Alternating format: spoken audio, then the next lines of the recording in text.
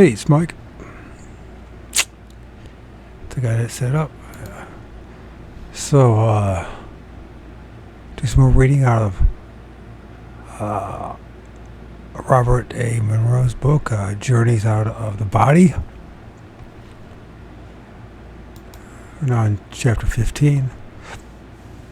For some reason, I recorded over 10 hours of nothing. Forgot to turn off the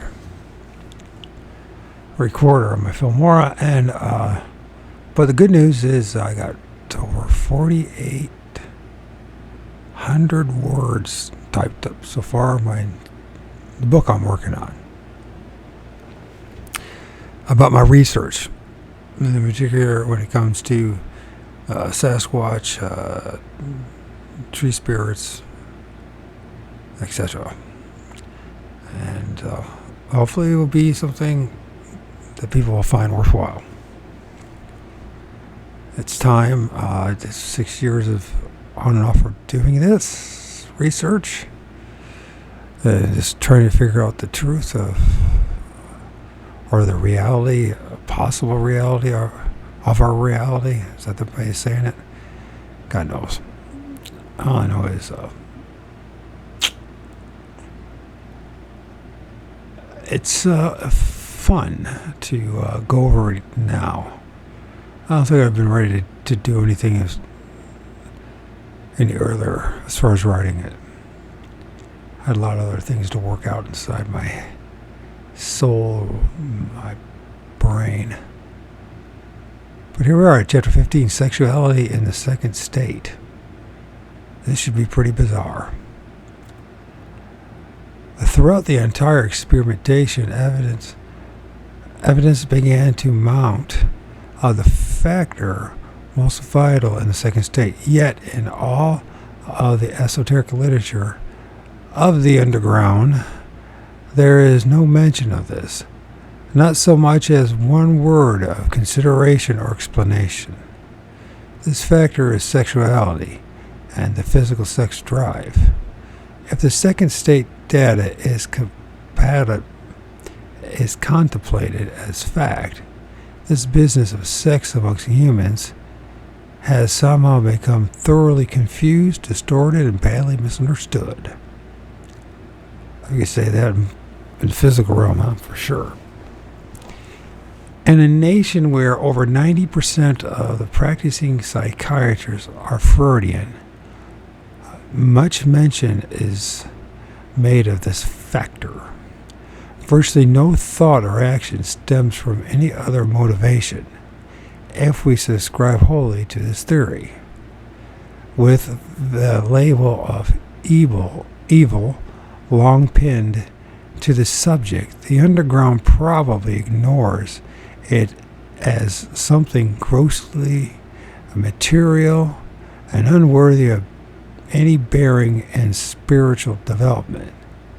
Much of the same pattern has applied to religions, formula and otherwise. Like food, this necessity was manipulated in man's history again and again under artificial rules and taboos to exercise control over the mass population. To a great extent, this still applies as a basic control over our desires and actions. Watch almost any American TV commercial to observe one facet. Listen to a hellfire and damnation preacher for another. Study the uncensored history of any major civilization or religion for the long look. In the underground, there were rumors based upon mild evidence that many well-known psychics were highly sexual individuals. The more sophisticated group claimed knowledge of this parallel, but nothing was synthesized from it.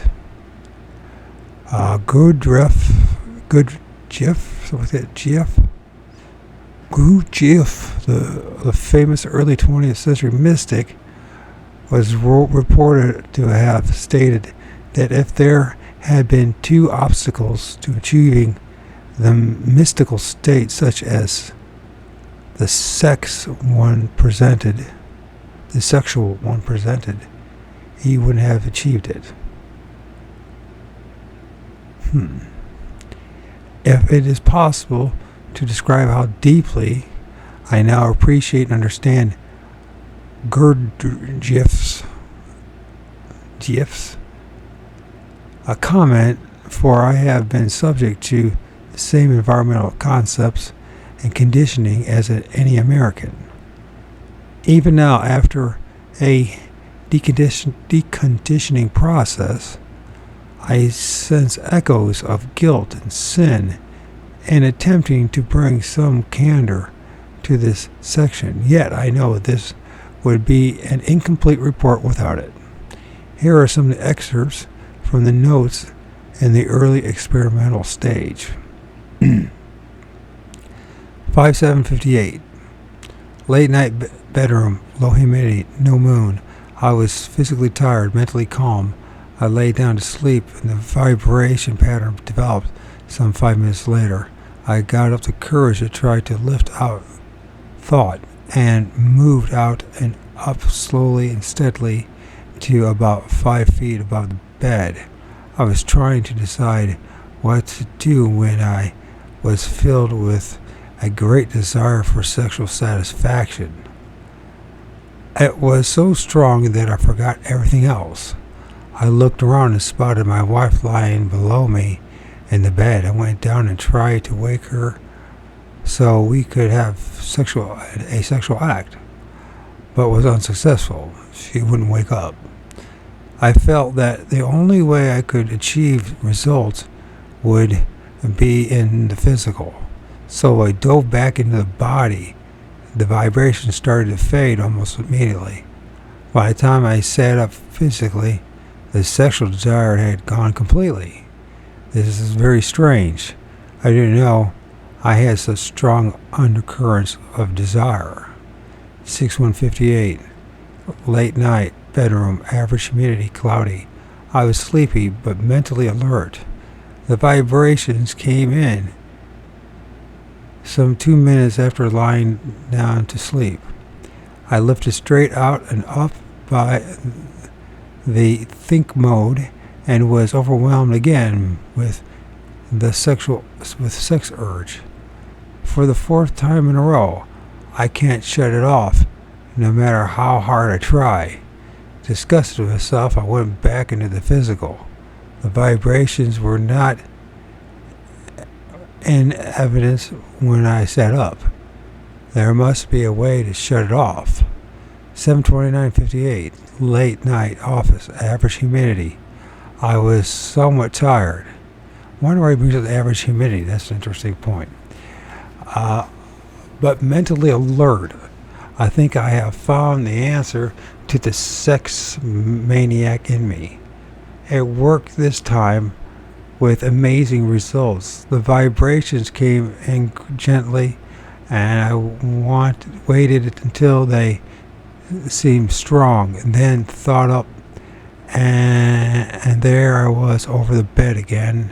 Again, I looked all through the office for a female. As in the past, every time I tried to think of going further than 10 feet from the physical body, the sex idea stopped me. The new technique was that instead of fighting the idea of sex, or ignoring it, or denying it exists, I thought, yes, the idea of sex is a very good one, and I must do something about it. I will in just a little while, but first I want to go somewhere else. With a start, I shot up through the ceiling, and in just a few seconds, I was in another room. There they were sitting at a table, and there was a long white book on the table. I was excited, but quickly became worried about getting back, and thought urgently of my physical body, With a rush, I felt myself wiggling into my body. I sat up physically on the couch and looked around, and everything seemed normal, including myself, but I had at last left the immediate vicinity. I wonder who the two people were. For this, it can be seen that the sex drive was never actually conquered. Instead, it was set aside, put off for the moment while I fully recognized and acknowledged its existence. Actually, the idea came from what used to be called the Gene Autry love scene. In his typical Western, Gene would fight the villains to save the girl and lead her to the corral fence. He would move close to her and make remarks about how pretty her hair was, just like a sorrel.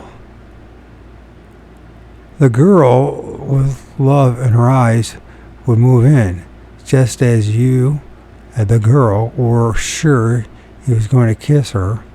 Even after she had asked him to kiss her, old Gene would say, "I sure will, Susie Jane, but first I want to sing you a little song." And from now on, he'd pull out a guitar and sing about horses. After the song, he never did kiss the girl because the picture ended before he got around to it. The idea of delaying instead of denying proved to be the means of emancipation from the domination of the sex drive. The drive remained, still does, and will return given the least opportunity. And those opportunities do arise in the second state, but in a different form. Different is actually a very inadequate description.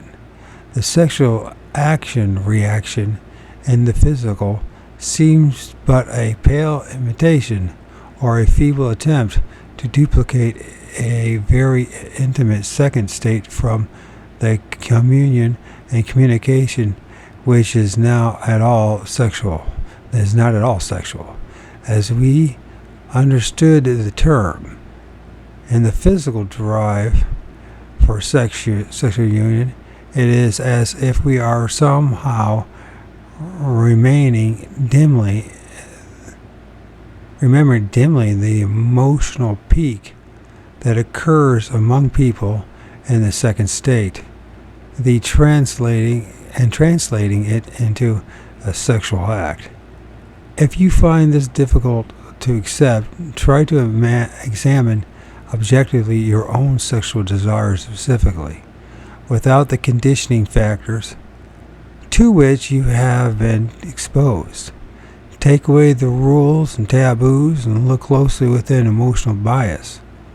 It can be done. Perhaps you too will wonder how mankind could have been so greatly misdirected.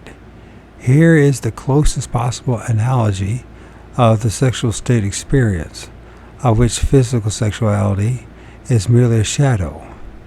If the opposite charged poles of electrostatics could feel as the unlike ends approached one another, they would need to come together. There is no barrier that can restrain it. The need increases progressively with nearness. At a given point of nearness, the need is compelling, very close. It is all-encompassing. Beyond a given point of nearness, the attraction need exerts tremendous pull, and the two unlikes rush together and envelop one another. In an immediate moment, there is a mind-soul shaking interflow of electrons, one to the other. Unbalanced charges become equalized. Peaceful, contented balance is restored, and each is revitalized. All this happens in an instant, yet an eternity passes by, Afterward, there is a calm and serene separation. It is a normal and it is as normal and natural as this. It may be difficult to reduce this vital functional motion into simple and truly natural need to nothing more or less than the application of a law of physics at another level. Yet many tests consistently support this premise. The distillate of the conclusion did not come easily, as there were almost insurmountable barriers to overcome. The first of these was the conditioned response set up and ingrained by the rules and taboos of our social structure. Initially, these were carried out into the second state. Here is a good example from the notes, 9/16/59. Upon deciding to see, I became aware of my position in the room. The office was dimly lit, and I was above the table and some 8 feet away from the couch, where I could make out my physical body half visible in the dark. Then near the door I saw a form, certainly humanoid, moving towards me. Immediately I knew that this person was female. I was still cautious, but I was fighting the sex urge, which was rising in spite of any self-will. I am a woman. It seemed to be a low woman voice. I said that I knew she was, trying to hold back. The sexual overtones in her voice were unmistakable. She came even closer. My mind translated that she was indeed a woman and the epitome of sexual attractiveness. I backed away, torn by desire and the fear of what might happen if I actually did have a sexual relationship while in the second body. The possible disloyalty to my wife. Finally, my fear of possible unknown consequences overcame the desire, and I hastily dived back into the physical body, reassociated and set up. I looked around. The room was empty. The moment I thought about the event, my physical body reacted and became stimulated.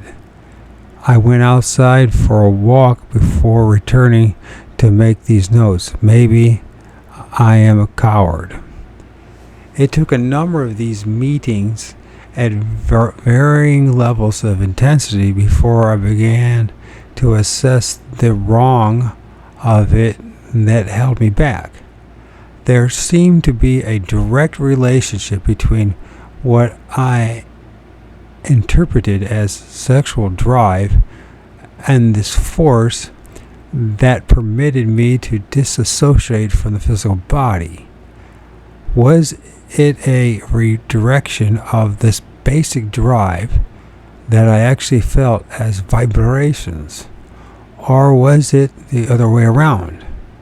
Was the sexual drive a physical and emotional manifestation of the force? Perhaps there is a way to examine this under very strictly controlled conditions. That is, if there is a society mature enough to undertake the experiments. Certainly ours is not. All that can be done here is to attempt to bring certain points under scrutiny. Recently, in scientific studies of dreams and sleep, it was noted that during REM, rapid eye movement, sleep, male subjects evidence a penile erection. This occurred irrespective of the dream content. A non-sexual dream still produced the effect. This is about as far as science has experimented to date. It is mentioned here only because The most consistent physical reaction noted when returning from the second state is a penile erection. It is a clue, no more. Whether through redirection or purification, the second state sexuality is not the same as its physical echo.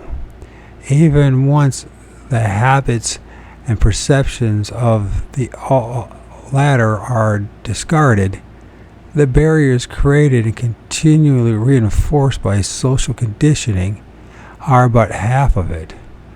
The physical and mechanical elements themselves no longer seem to apply. For a long time, the mind will continue to translate the attraction act reaction sequence as a similar function occurring non-physically. As perception and control sharpen, the difference becomes more noticeable. First and most obvious, there is no evidence of the male-female interpenetration. Attempts to express the need in such a functional matter become pathetic in retrospect.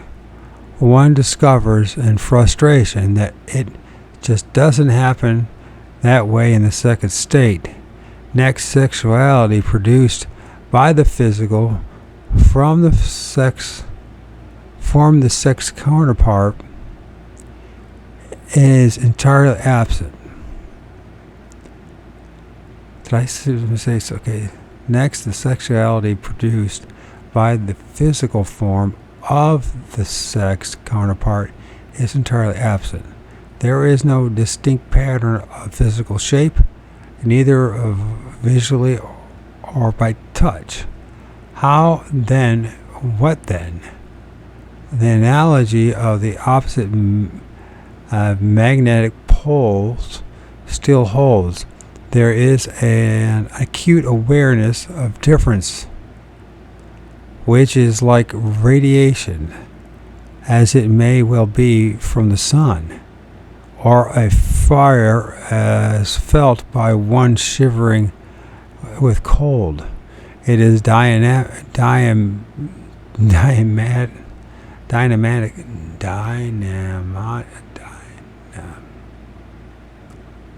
can't say it. Dynamatically. It is dynamically attractive, unneeded. This attraction varies in intensity with the individual. Define what makes one person more sexually attractive than another. It is more than physical proportions. It can be like magnetic lines of flux. The act itself is not an act at all, but an immobile, rigid state of shock where the two truly intermingle, not just at the surface level and at one or two specific body parts, but in full dimension, atom for atom, throughout the entire second body. There is a short, sustained electron flow one to another. The moment reaches unbearable ecstasy, and then tranquility, equalization, it is over. Why this takes place, why is it needed? I do not know, any more than the North Pole of a magnet understands its need for the South Pole of another magnet. Unlike the magnet, however, we can perceive objectively and ask why. One fact is certain. As in the physical state, the act is equally needed in the second state. In some parts of locale 2, it is as ordinary as shaking hands.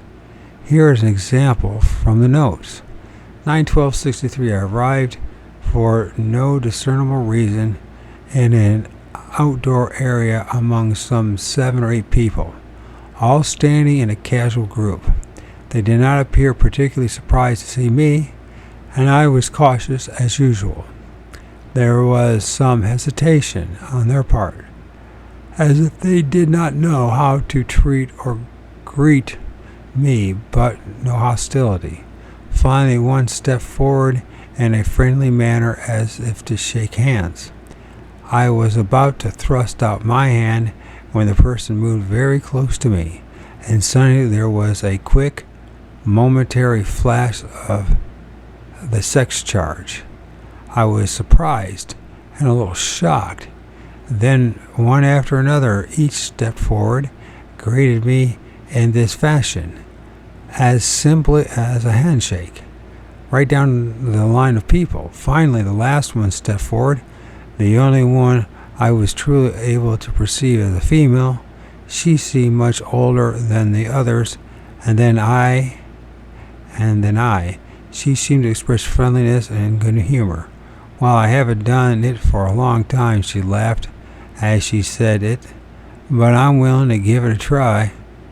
With this, she moved in close, and we had a short and not feeble sex charge together. She backed away, chuckled humorously, and rejoined the others. After a few moments, some attempts to find out where I was, I grew uncomfortable and felt that I should get back. I moved away straight up and stretched for the physical and returned without an incident. Was the sex charge greeting a typical custom there? Or were they attempting to be pleasant to a stranger by temporarily adopting a custom that seems to be commonplace in his homeland? This might be if they looked at the secret inner selves of most of us in physical bondage. Sexual dream fantasies caused by some early sex repression. This might be the Freudian answer, and also the easy way out. The mislabeling to avoid facing uncharted possibilities. What evidence is there that it is anything else? There is no way to prove the above because there is no means to determining the where of it. In the experience above, yes, and another, and again, and from the notes. 3461, late night, and the study, ground floor. I was not overtired and mentally alert. I deliberately induced the vibrations by the countdown method. It was a Saturday night, and this being written on Sunday afternoon, based upon notes during the night and later events. Some preliminary information. On Saturday afternoon yesterday, a friend of my wife, a woman, JF, phoned to ask if she could visit us overnight. She arrived in time for dinner, and after a quiet and pleasant evening, we retired. Our guest going upstairs to the small square guest room in the front of the house. For so I assumed. I believe also that our two children were asleep in their own room, which is long and rectangular and directly over the study.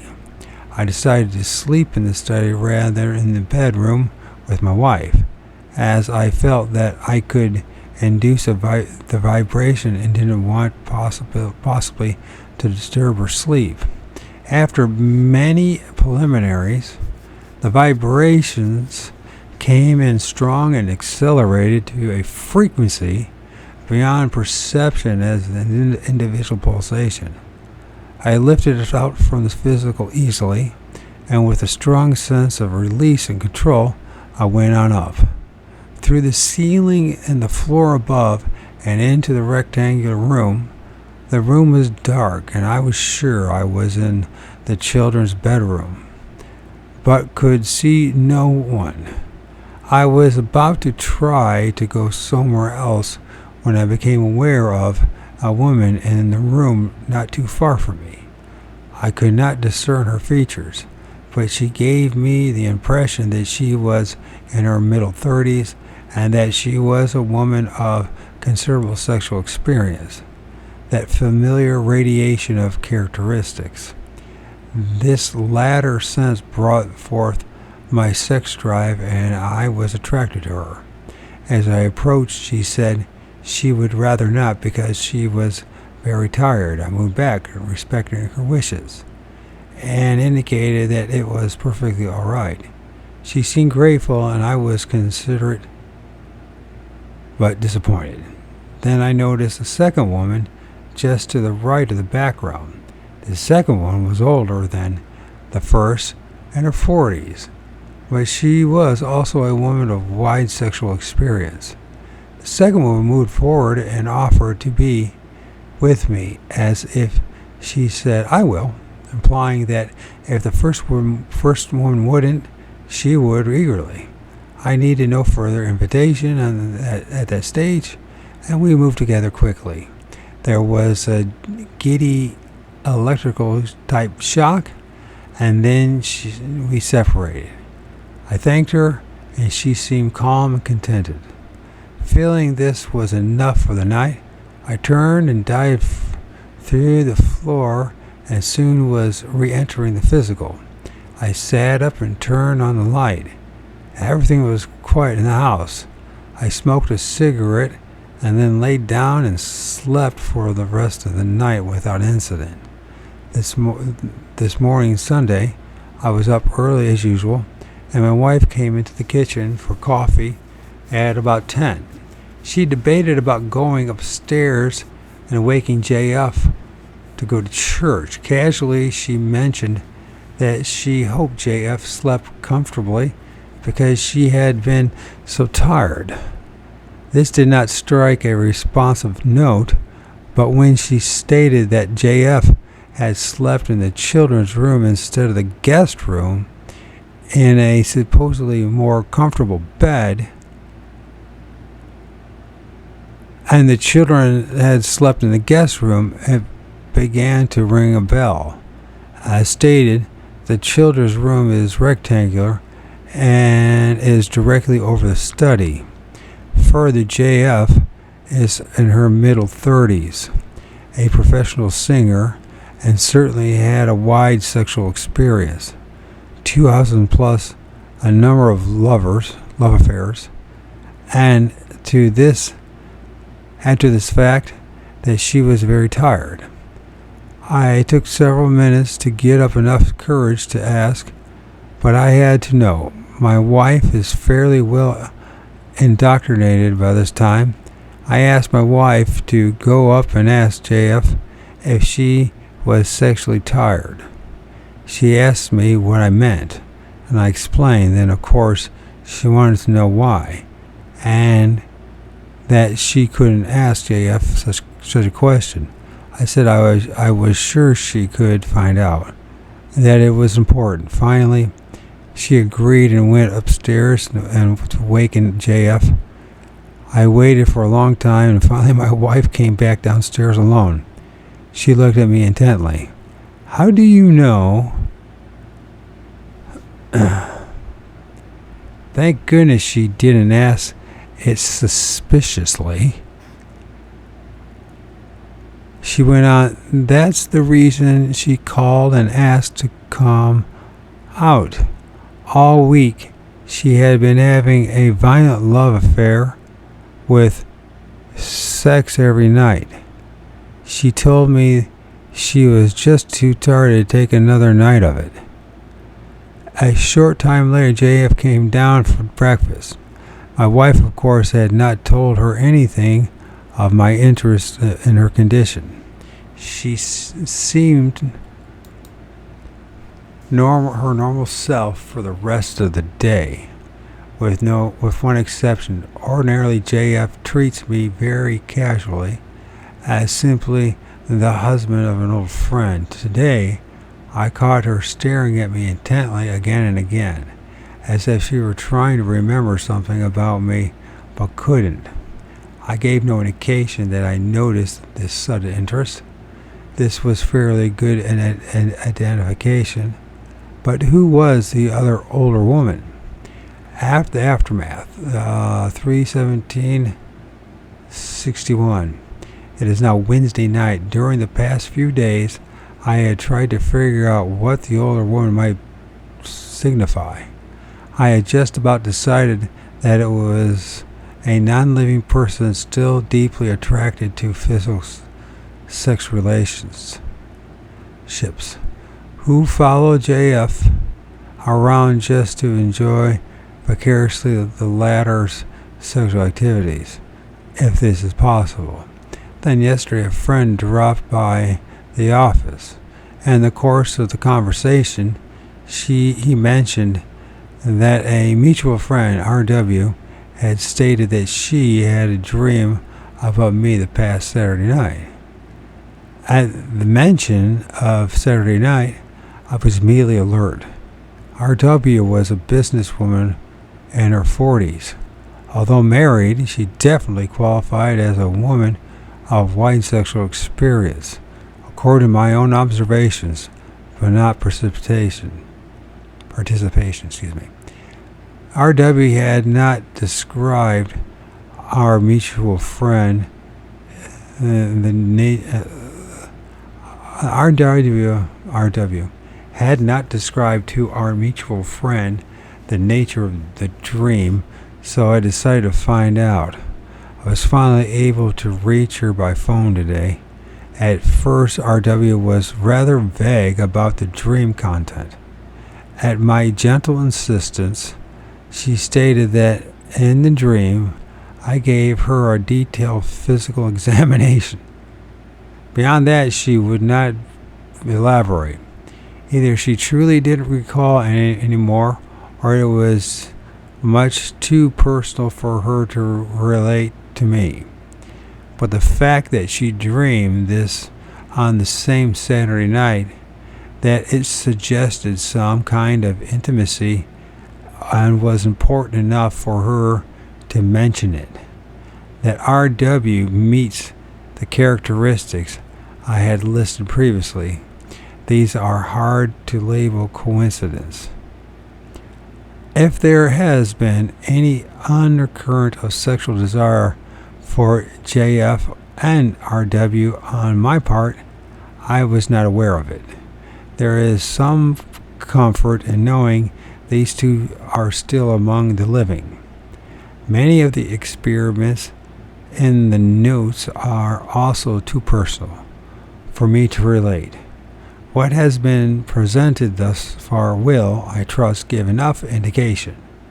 Suffice it to say that there have been experiences of all types, as there are evidently all types of second state, both in locale 1 and locale 2. The followers of the astral planes concept would say that the quality of those met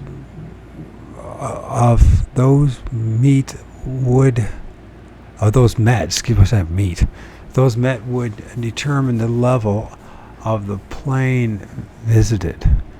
Quality meaning intensity and or the degradation or elimination of the sexual experience. This would depend upon interpretation. Those who have not begun to understand the conditions of the second state, alive or dead, might well still relate the pattern to that of the physical, only without the inhibitions and limitations of the civilized physical society. We continue to evaluate sexuality as good or bad strictly in terms of such inhibitions, restrictions, and social structure. The fallacy of this viewpoint is shown in that our own space-time continuum, we cannot reconcile sexual practice with the social rules, nor agree on this subject among the various social orders now in existence. The sexual drive in itself can be a catalyst to the vibrational condition which is the doorway to the second state. However, it is a tricky matter. It is like an exuberant child constantly testing the authority, directing it, and threatening to take over and run in another direction. But in no way is it evil in the second state. It's interesting. And multiple different sexual acts, which you can just imagine. I imagine he probably has sex with other men and everything else in between, like bonobos. It makes you wonder if, prior to quote-unquote civilization, the civilizing of man, were we really more like bonobos? Is that where we really have more in common to bonobos than chimpanzees? I'm just saying. I don't know. But it seems that the concept of marriage itself is a bit of a tragic failure. If 60 to 70% of all people married get divorced, have second spouses, third spouses, how many other times have they cheated on their spouse? It seems like it's a universal thing for the most part. Maybe the problem is that the controls, what I want to say, this system, the matrix is controlling us, that this thing called marriage is one that is more about control than anything else. And of course, then there's the idea of the problem with sex is having babies. And there's nothing wrong with having children. They're wonderful. Thank goodness people have children. We wouldn't be around, right? I guess. Although, to be honest with you, my experience in this shit show is I wish it never did show up. But I'm here. And people say you're supposed to be grateful, but I'm not grateful for all the suffering and pain I've gone through for 55 years.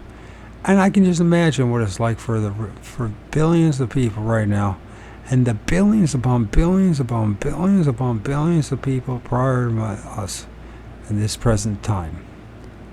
And all the suffering and pain and hardship they went through. And is it possible that our ancestors lived in a time that was much more peaceful, and they figured out a way to use that sex drive in a more productive way as a way of bonding, a social cohesion? I don't know. I don't even know if it's possible.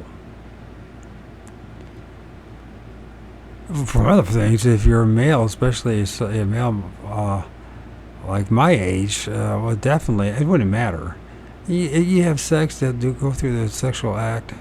You know what I mean? You copulate, you come, you spill your seed, you shoot your wad, and the next thing you know, what you're doing? You gotta take a nap.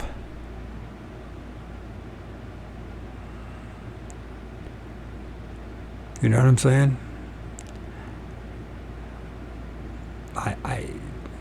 It does make one wonder, though, because I've had some interesting conversations with people, and it seems like we all come to the same conclusion. The institution of marriage has so many damn things wrong with it. If it really was something that was effective, really worked, why are so many couples cheating on each other? Why is there such a high divorce rate? Why is it so difficult for couples to stick together for the long haul?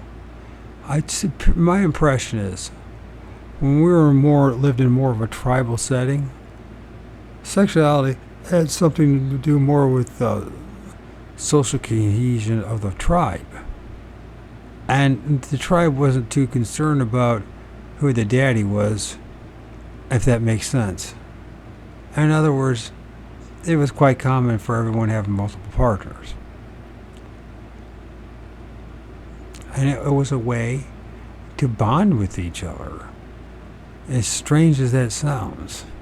And today, in 2023, it's still, even with all the evidence that proves that marriage is a faulty system, yet we know. What do we know? What I'm trying to say is, we still hold on to the traditions and our concepts of what a successful relationship and marriage is. But the thing is, wouldn't it be more successful to be in a relationship with someone in which there was complete honesty, there was trust, that everybody knew what was going on, no one was lying to each other, and we truly learned how to value and appreciate each other? I know it sounds radical, but is it? These are simple questions. And I can ask these questions. I'm 55, going on 56. I haven't been in a relationship. I've been celibate for frickin' 10 years. 11 years now, almost. And it will be 11 years in January. And I don't miss it. But that's because of my health and my age. Now, if that was 10 years, 15 years ago, 25 years ago, 35 years ago, yeah, things would be different, right? It's easy for me to talk about this stuff in retrospect because I really have nothing to lose. I'm not going to be. I don't perceive myself being in a intimate relationship with a woman again. I just don't have any desire for her. So I think a big part of that is because of my health, and why, and also the fact that unless I met that really awesome woman that was, because they're not going to give me any children, right? And I'm not going to give her any children. I don't have any money. Nor do I want her money, but most women are always still looking for their money. That's what they want, right? Fuck. Chapter 16, primarily preliminary exercises. Throughout this writing, I have made many references to one evident fact. The only possible way for an individual to appreciate the reality of the second body and existence within it is to experience it himself. Obviously, if this were an easy task, it would now be commonplace. I suspect that only an innate curiosity will enable people to overcome the obstacles and the path to this achievement. Although there are many cases of existence experienced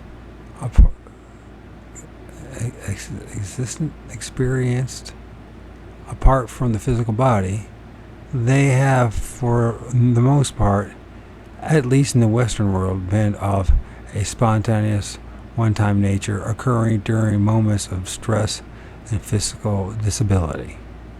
We are speaking of something entirely different, which can be objectively investigated. The experimenter will want to proceed in a manner that will produce consistent results, perhaps not every time, but often enough to validate the evidence to his own satisfaction.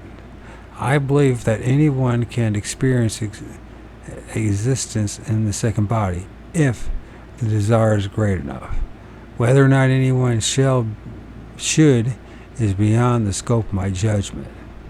Evidence has led me to believe that most, if not all, human beings leave their physical bodies in varying degrees during sleep. And subsequent reading has proved that this idea is thousands of years old in man's history. If it is a valid premise, then the condition itself is not unnatural. On the other hand, conscious, willful practice of separation from the physical is contrary to the pattern, it would seem, in view of the limited data available. Harmful physical effects from such activity are undetermined. I have not detected, nor have any physicians, any philosophical changes, good or bad, that can be attributed. I said philosophical, I meant physiological changes, good or bad, that can be attributed directly to the out-of-body experience. There have been many psychological changes that I recognize, and oh man, there have been many psychological changes that I recognize, and probably many more that I have not been aware of. However, even my friends in the psychiatric profession have not claimed that these have been detrimental. My gradual revision of basic concepts and beliefs is apparent in a number of ways throughout this writing. If these psychological and personal changes are truly harmful, there is not much that can be done about it now. A note of caution is in order here for those who are interested in experimenting. For once open, the doorway to this experience cannot be closed. More exactly, it is a case of you can't live with it. You can't live without it. Activity and resolute awareness are quite incompatible with science, religion, and more of the society in which we live. History is strewn with martyrs whose only crime was nonconformity. If your interest and research becomes commonly known, you run the risk of being labeled a freak, phony, or worse, and of being ostracized. In spite of this, something extremely vital would be missing if you did not continue to explore and investigate. In the unaccountable low periods when you can't produce this activity, no matter how carefully you try, you realize this deeply. You have a strong sense of being left out of things, of the shutting out of a source of great meaning to life. Here then is the best written description I can give of the technique of developing the non-physical experience. The fear barrier. There is one great obstacle to the investigation of the second body and the environment in which it operates. Perhaps it is the only major barrier. It seems to be present in all people, without exception. It may be hindered by layers of inhibition and conditioning. It's not inhibition and conditioning, but when these are stripped away, the obstacles remain. This is the barrier of blind, unreasoning fear. Given only small impetus, it turns to panic and then terror. If you consciously pass the fear barrier, you will have passed a milestone in your investigation. I am reasonably sure that the barrier is passed unconsciously by many of us each night, when that part of us beyond our consciousness takes over. It is not inhabited by fear, although it seems to be influenced by the thought and action of the conscious mind. It seems to be accustomed to operating beyond the fear barrier and understands better the rules of existence in the other world. When the conscious mind shuts down for the night, the supermind soul takes over. The investigative process relative to the second body and its environment appears to be a melding and blending of the conscious with the supermind. If this is accomplished, the fear barrier is overcome. The fear barrier is many faceted. The most fearless of us think it does not exist until much to our own surprise, we encounter it within ourselves.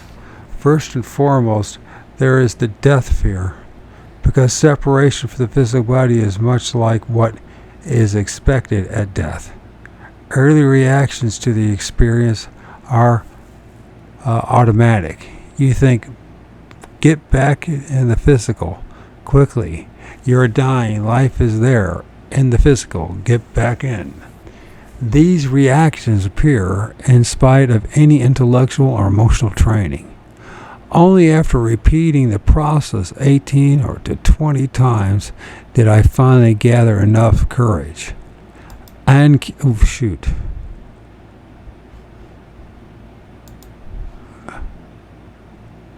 just lost myself. Okay, I hit something. Okay. Investigating enough courage to investigate the process, melding, blending, the thus, okay. First and foremost, there is a death fear, because separation of the physical body is much like that of expected of death. Early reaction to the experience are automatic. You think get back in the physical quickly. You are dying, life is there, and the physical, get back in. These reactions appear in spite of any intellectual or emotional training. Only after repeating the process 18 to 20 times did I finally gather enough courage and curiosity to stay out more than a few seconds and observe objectively. The death fear was either subliminated,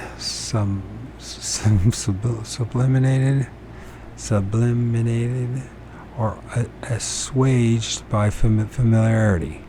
Others who have tried the technique have stopped after the first or second experience, unable to suppress this first aspect of the barrier.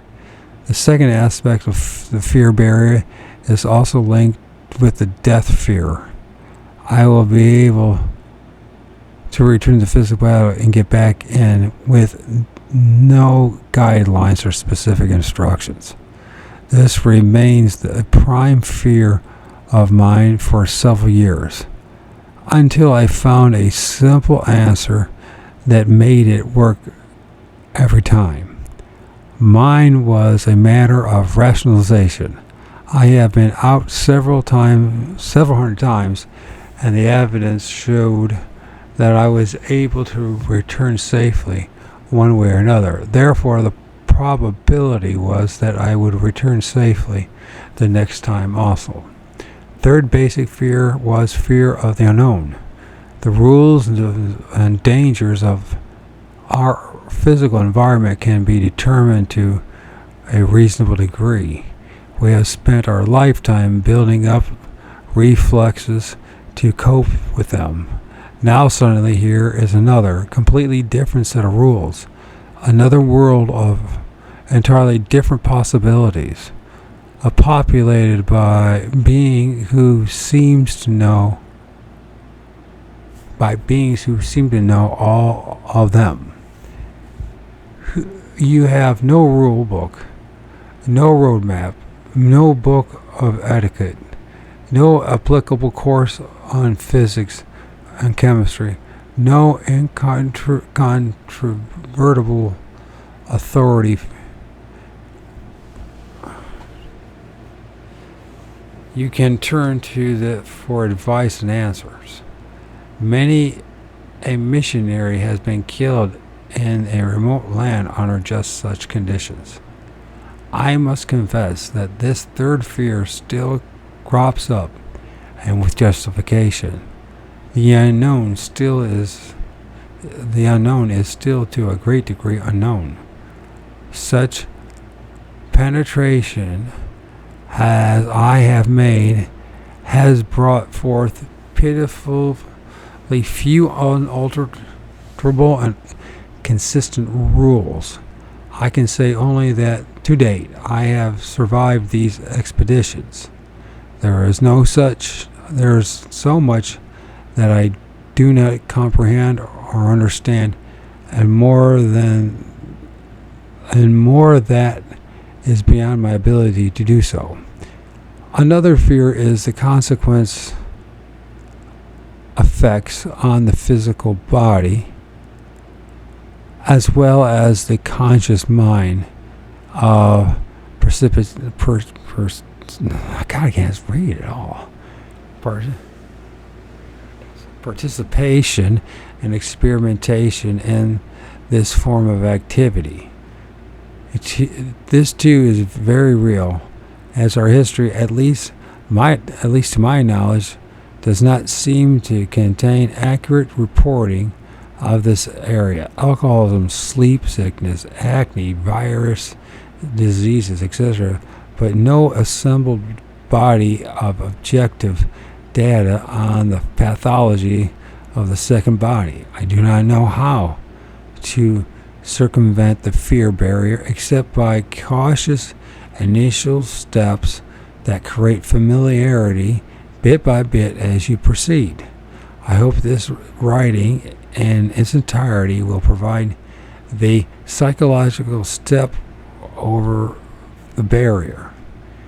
It may help to recognize conditions and patterns that are familiar and that at least one person has had similar experiences and survived. The following are the necessary procedural developments. The ability to relax is the first prerequisite, perhaps even the first step itself. It is deliberately generated. It is both physical and mental. Included with the condition of relaxation must be the relief from any sense of time urgency. You cannot be in a hurry. No pending appointments or anticipated calls for your services or attention must clutter up your thoughts. Impatience of any sort can effectively stifle your prospects for success. There are many techniques available for obtaining this kind of relaxation, and a number of good books cover the subject. Simply select the method that works best for you. There are 3 general methods that seem to work, 2 of which are applicable in these exercises. Auto or self-hypnosis. Most self-study books offer this method in different versions. Again, it is a matter of which is most effective for you individually. The most efficient and speediest way is to learn self-hypnosis through the training of an experienced hypnotist. He can set up a post-hypnotic suggestion that will bring immediate results. However, select a tutor with care. Responsible practitioners are rare, and neophytes numerous. Forms of meditation can be converted to effective relaxation. Borderline sleep state. This is perhaps the easiest and most natural method and usually ensures the relaxation of both body and mind simultaneously. The difficulty here lies in the maintenance of that delicate edge between sleep and complete wakefulness. All too often, you simply fall asleep at the ends of the experiment for the moment. By practice, conscious awareness can be taken up to this borderland state, into it and through it, to your destination. There is no way to achieve it that I know of other than practice. The technique is as follows. Lie down, preferably when you are tired and sleepy.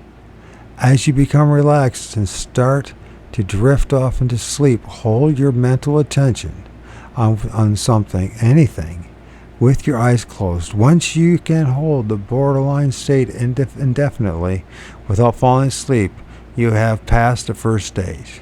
It is, however, a normal pattern to fall asleep Many times in the process of this consciousness deepening, you will not be able to help yourself, but do not let this discourage you. It is not an overnight process. You will know you are successful when you become bored and expect something more to happen. If attempts to remain at the borderland state make you nervous, this too is a normal reaction. The conscious mind seems to reset.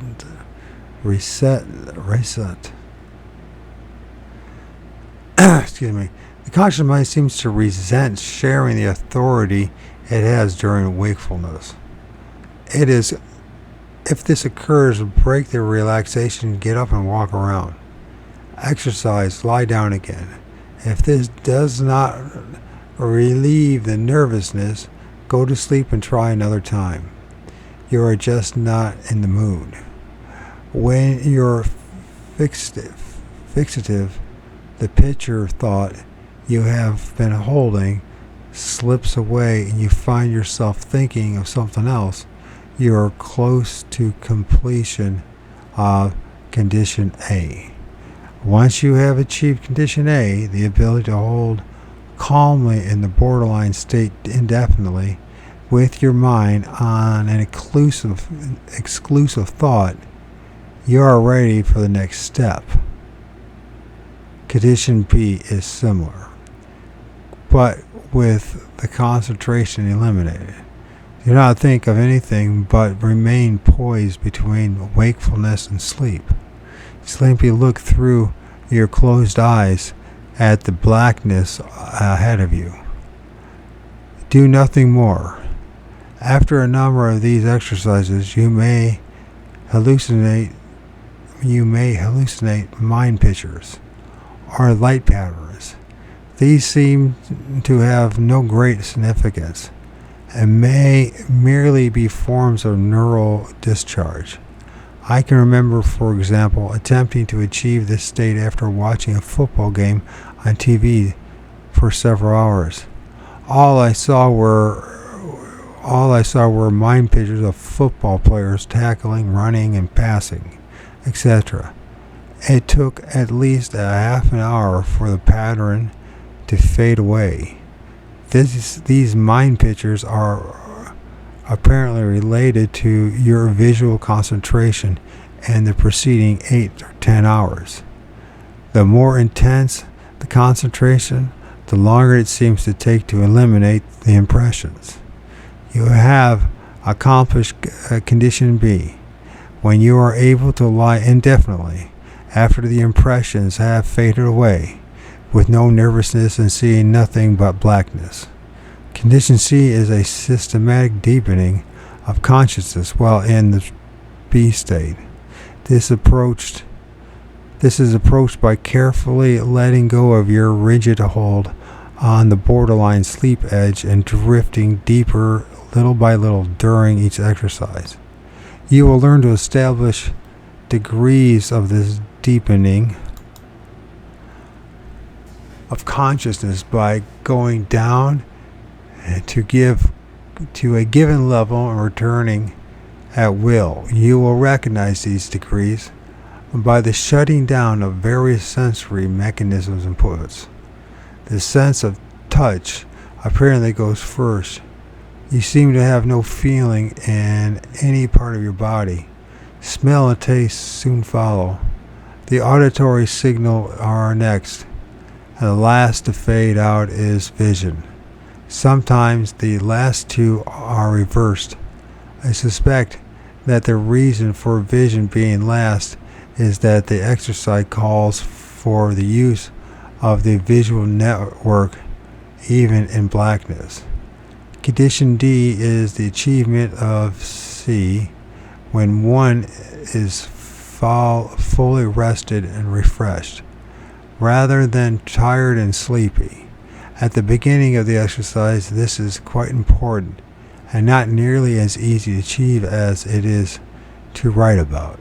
To enter the relaxation state full of energy and wakefulness, is a great insurance for maintaining conscious control. The best approach to take in the early attempts at the condition D exercise is to start it immediately after you wake up from a nap or a night's sleep. Start the exercise before you move around in bed physically, while your body is still relaxed from sleep and your mind is fully alert. Well, shit, when I wake up, I have to go take a piss all the time. Don't take too many liquids before sleeping. You won't have to eliminate.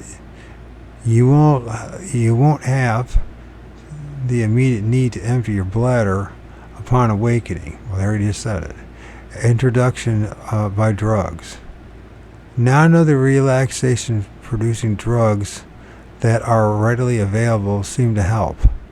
Barbiturates force a loss of conscious control and only bring a confused state and deeper consciousness. The same is true to a lesser degree of tranquilizers. Relaxation is obtained but at a cost of perception. Alcohol is in any form brings similar effects. More exotic compounds such as alkaloids and hallucinogens may be more productive. I have not had enough experience or contact with these to offer an opinion or even an educated guess. It would seem that far-reaching research is indicated for these. I have utilized all three methods and rejected drug relaxation quite early as it resulted in both too much loss of conscious control and distorted perception.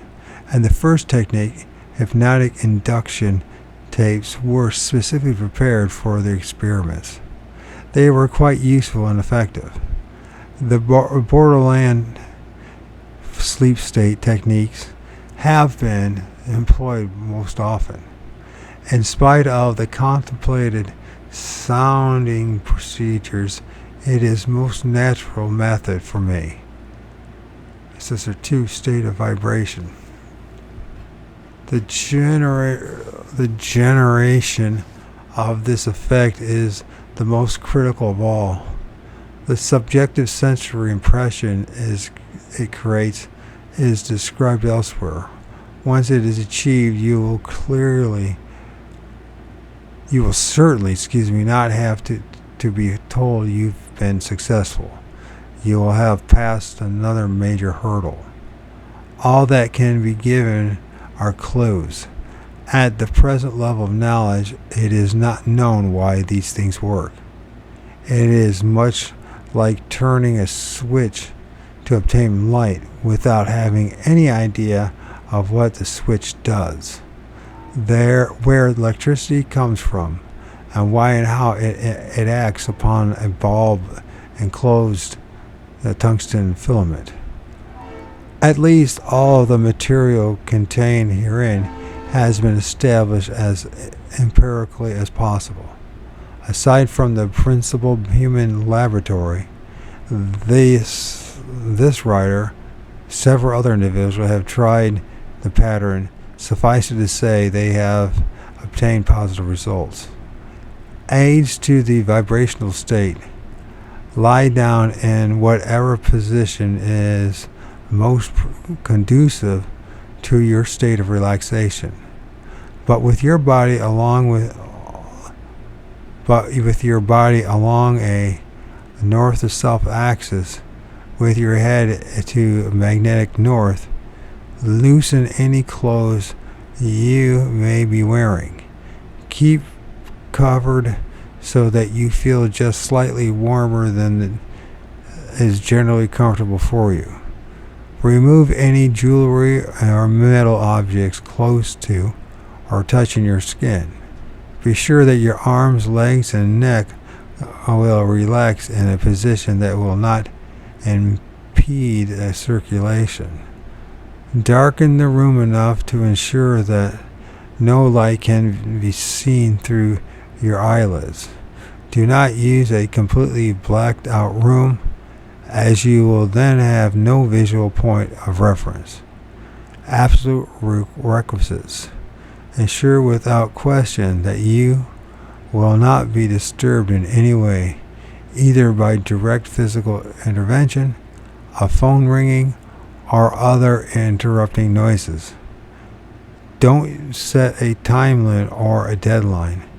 The time you spend and the experiment is more value spent elsewhere, and you should have nothing impeding that might cut off this activity.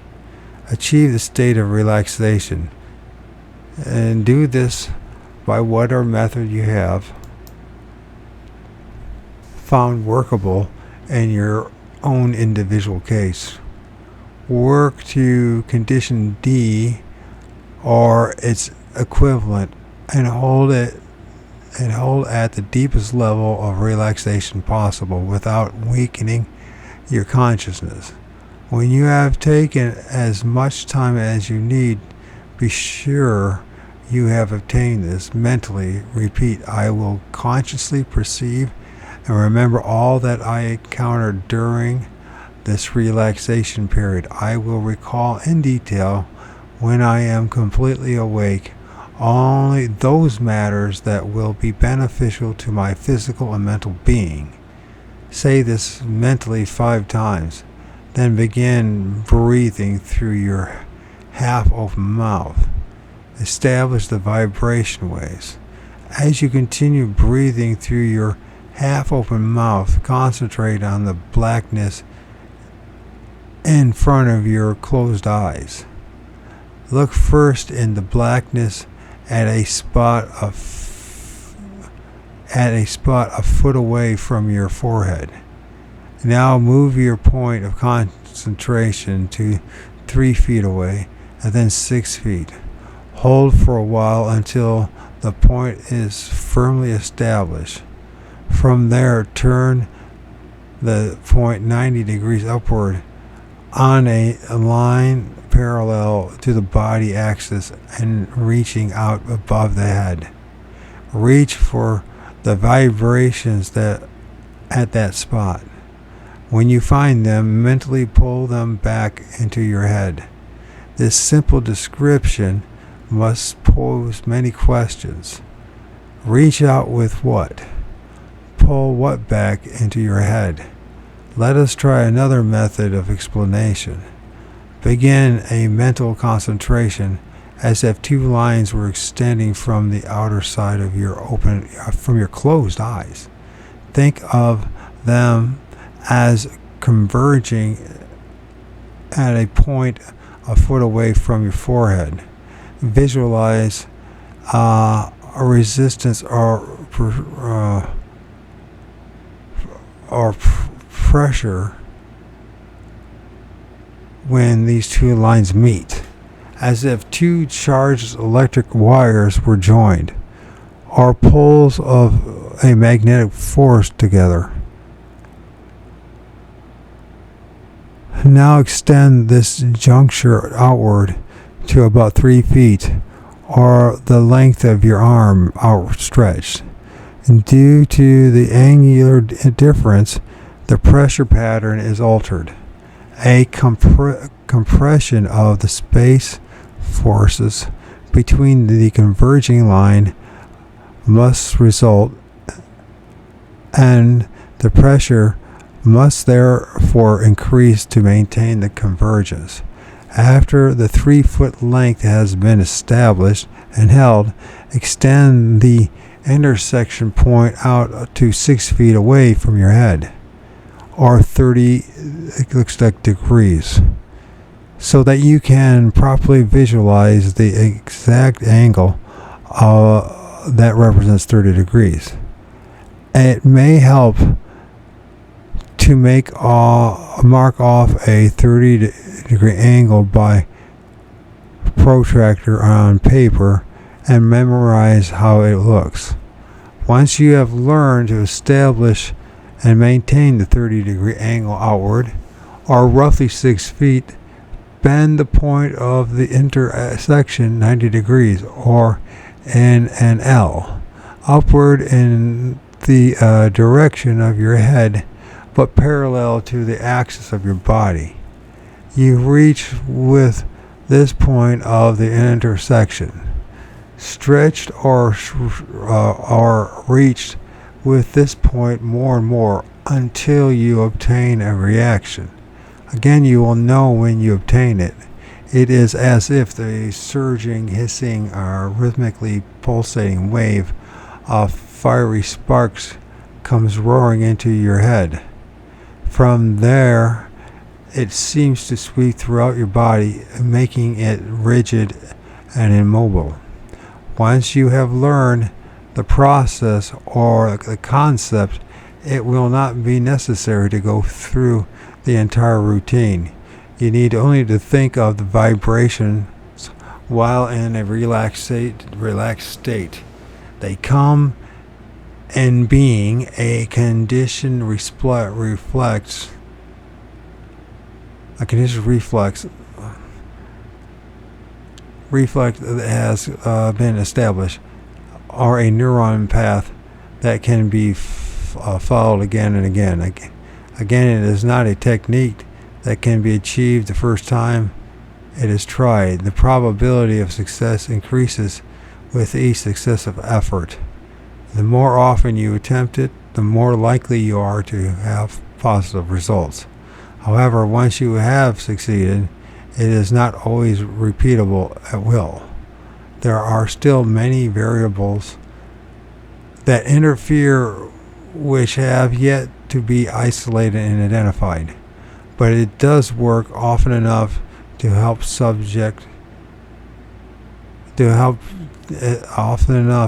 be subject to continued study. 3. Control vibrations. When you have obtained the vibrational state, there are definite guidelines to follow. The utilization of this condition under conscious control is the goal you are seeking. To accomplish this, there are careful procedures to observe. They should, of course, be followed and sequenced in the order presented. There is no evidence to indicate that this vibrational state has a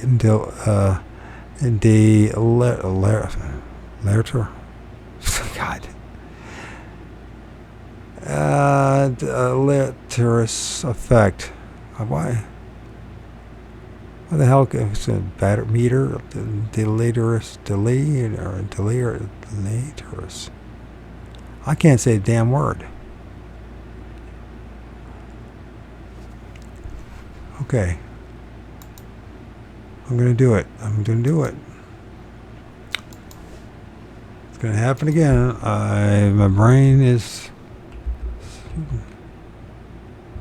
And there it is. Showed up right there, the very first.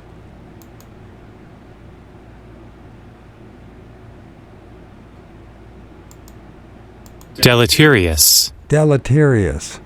Oh, I swear to God. I swear to God, if it's more 2 syllables.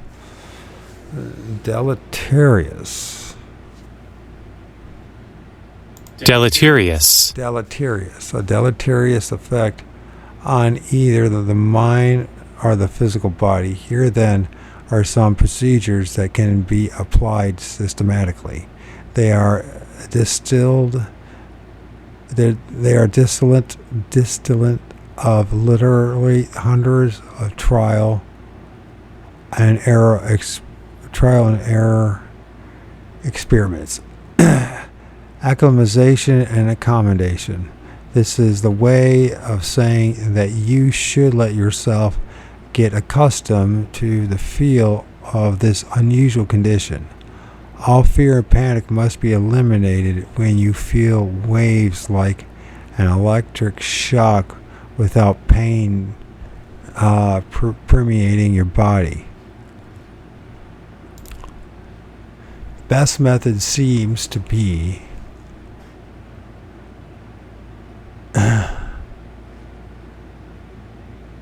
to do nothing when they occur. Lie quietly and objectively analyze them until they fade away on their own accord. This usually takes place in about 5 minutes. After several such experiences, you will realize you are not being electrocuted. Try to avoid panicky struggling to break the paralytic condition. You can break it by sitting up with great force of will, but you will be disappointed with yourself for doing so. After all, this was what you were trying to achieve: manipulation and modulation. Once you have eliminated the fear reactions, you are ready to control steps. First mentally direct the vibrations into a ring or force them all into your head. Then mentally push them down along your body to your toes, then back up to your head. Start them sweeping in a wave over your body rhythmically, from head to toe, and then back again. After you have given the wave momentum, let it proceed of its own accord until it fades away. It should take about 10 minutes. 5 down, 5 back. For the wave to make a complete circuit, from head to toes and back. Practice this until the vibration wave begins instantly upon mental command. Moves it steadily until fade out. By this time you will have noticed the roughness of the vibrations at the time, as if your body is being severely shaken right down to the nuclear or atomic level. This may be somewhat uncomfortable, and you will feel a desire to smooth them out. This is accomplished by pulsing them mentally to increase their frequency. Their original vibratory rate seems to be on the order of some 27 cycles per second. This is the rate of the vibration itself and not the head-to-toe frequency. The pattern response to this pulsing command varies very subtly and slowly at first. Your first indication of success is when the vibrations no longer seem rough and shaking, and you are well on your way to control when they produce a steady, solid effect. I have no idea what I just read there. It is essential that you learn and apply this speed-up process. The faster vibration effect is the form that permits dissociation from the physical. Once you have set the momentum of the speed-up, the acceleration seems to take place automatically. Eventually, you may sense the vibrations only as they begin. They will increase their frequency, like a motor starting up, until the frequency is so high that you are unable to perceive it. At this phase, the sensory effect is one body warmth, slightly tingling, but not excessively so. Consistent achievement of this stage is the sign that you are ready for the first physical dissociation experiments.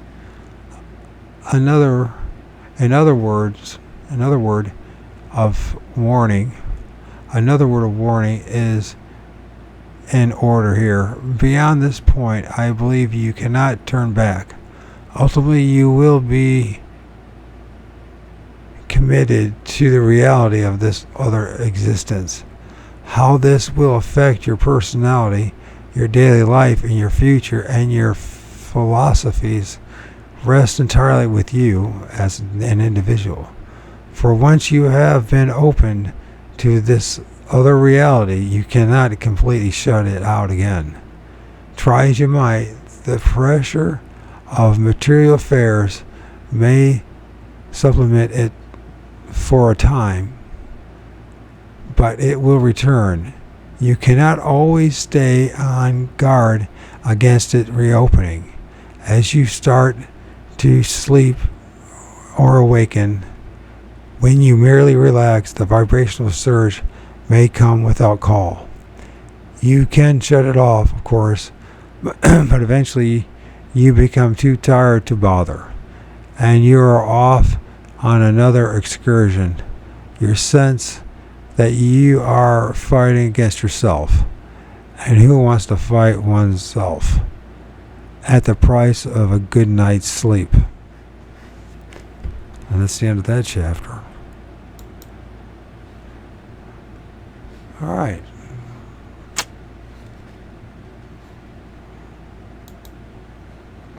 Thanks for listening, anybody, if you're there. Thanks.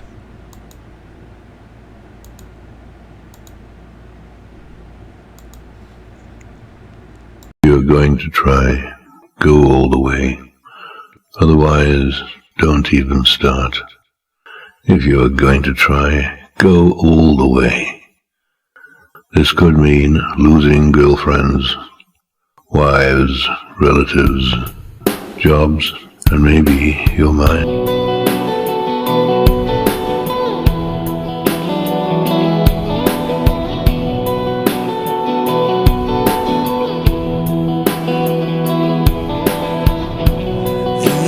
Don't know, you should take it slow. Are you searching? Is it out?